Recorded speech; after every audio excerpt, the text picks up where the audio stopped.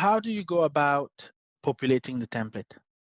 As I've already mentioned, look at the column description, identify the country you want to create the template for, identify its requirements, come into the full generic template, and perhaps maybe just highlight the columns that are required.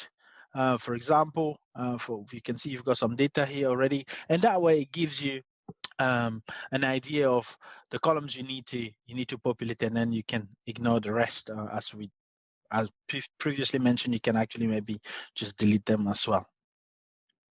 And then, but now in terms of understanding what each column provides, of course, I'm not going to go to everything.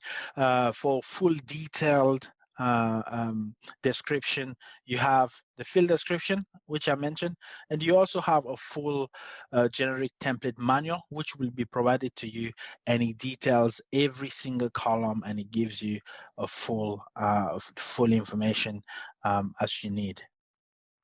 What I will do for this instance, along with the information that we shared with the master data template, we created some dummy companies for the United Kingdom and Germany, and we will use this template just to demonstrate how to populate it.